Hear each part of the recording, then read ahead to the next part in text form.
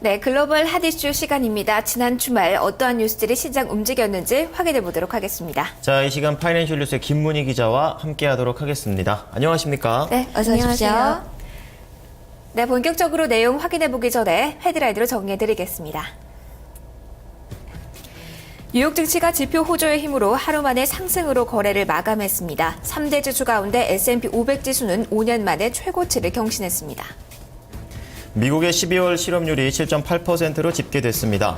미국 노동시장이 재정절벽 불안이 컸던 점을 감안하면 선방했다는 평가입니다.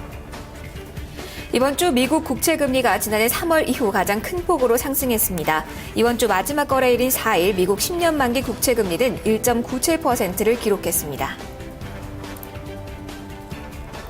네, 지난 금요일장 마감 상황부터 좀 확인을 해보도록 하겠습니다. 네. 하루 만에 상승으로 돌아서면서 뉴욕 증시가 마감이 됐고 특히 이 S&P 500 지수가 5년 만에 최고점 찍었다는 점 특징적인데요. 네. 마감 상황부터 좀 확인을 해주실까요? 예, 미국의 지난해 12월 공급관리자협회 서비스업 지수가 예상을 웃돌고 고용시장도 완만한 개선을 계속한 것으로 나타나자 증시가 상승 반응을 했습니다. 다우존스 지수는 43.85포인트, 0.33% 오른 13,435.21로 거래를 마감했습니다.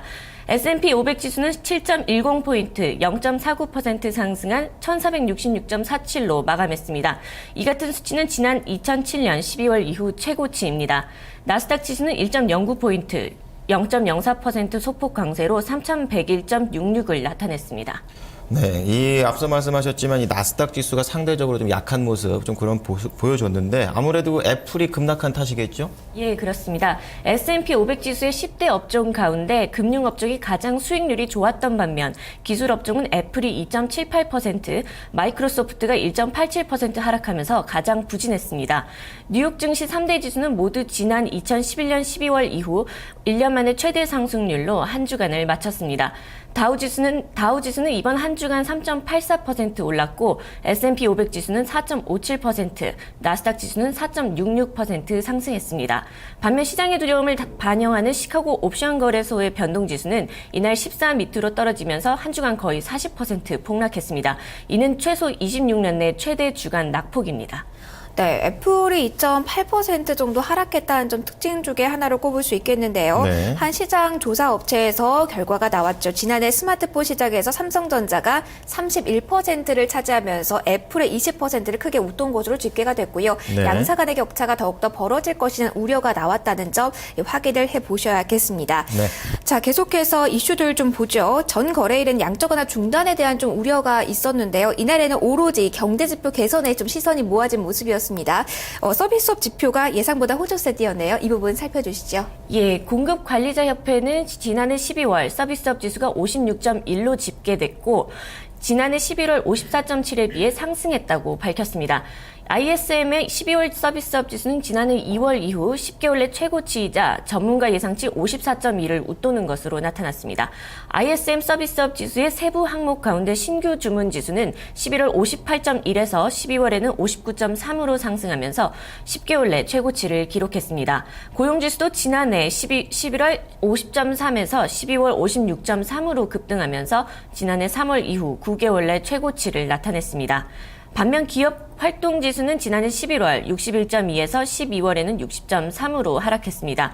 물가 지수 역시 지난해 12월에 56.6으로 전달 57.0에 비해 떨어지면서 3개월 내 최저치로 내려갔습니다. 네, 이제 그러면 두 번째 이제 실업률 쪽 이슈를 좀 보도록 하겠습니다. 이제 앞선 발표보다 좀 상향 조정이 좀 됐지만 미국의 고용시장 회복세에 대한 우려보다는 긍정적인 평가가 앞서고 있다고요? 예, 그렇습니다. 미국 노동부는 지난해 12월 비농업 부문의 취업자 수가 15만 5천 명으로 늘었다고 발표했습니다. 이 증가폭은 블룸버그가 조사한 전문가 예상치 15만 2천 명은 소폭 웃도는 것이지만 다우존스가 집계한 전문가 예상치 16만 명은 밑도는 것입니다. 하지만 이는 지난해 월 평균 취업자 수 증가폭 15만 3천 명과는 비슷한 수준입니다. 네, 실업률은 7.8%로 집계가 됐네요. 네. 앞서 언급을 해주셨지만 이 재정 절벽에 대한 우려감이 가득했던 12월에도 꾸준하게 좀 증가세가 이어졌다는 점 특징적일 텐데 좀 자세한 내용 살펴주실까요? 예, 미국 노동부는 4일 지난해 4일 지난해 12월 취업자 수가 15만 5천 명이 늘어나고 실업률은 7.8% 집계됐다고 밝혔습니다. 지난해 12월 실업률 7.8%는 전문가 예상치 7.7%보다 소폭 높은 것입니다. 노동부는 애초 11월 실업률을 7.7%로 발표했으나 이를 7.8%로 수정한 바 있습니다. 지난달 실업률은 1년 전과 비교해 1%포인트 가까이 떨어졌지만 지난 60년간 미국 월평균 실업률이 6% 안팎이었던 점과 대조하면 여전히 고공행진을 지속하는 셈입니다. 또 일자리는 제조업부터 건강, 의료까지 모든 산업에서 고르게 증가했습니다. 10월과 11월 일자리도 앞선 발표보다 1만 4천 명 더 증가한 것으로 나타났습니다. 자, 실업률은 이제 알아봤고요. 세 번째 이슈로 넘어가 보도록 하겠습니다. 자, 이번 주에 미국 국채 금리가 지난해 3월 이후 가장 좀 큰 폭으로 상승했다죠? 예, 그렇습니다. 이번 주 마지막 거래일인 4일 미국 10년 만기 국채 금리는 1.97%를 기록하며 지난해 4월 26일 이후 고점을 나타냈습니다. 노동부가 12월 고용을 발표하며 금리는 1.9%로 마감했는데요. 지난주 전체적으로 미국 10년 만기 국채 금리는 20bp 오르며 지난해 3월 중순 미국 경제 회복세에 대한 기대감으로 기록했던 27bp 상승세 이후 가장 큰 강세를 나타냈습니다. 12월 31일부터 1월 3일까지 신년 연휴로 시장이 쉬었던 걸 감안하면 3거래일 동안의 상승세를 나타낸 것입니다. 지난해 3월 13일에서 15일 사흘간 연준이 경기 평가를 상향 조정하고 글로벌 금융시장에 대한 긍정적인 전망을 밝힌 영향으로 금리가 가파르게 오른 이후 가장 큰 움직임입니다.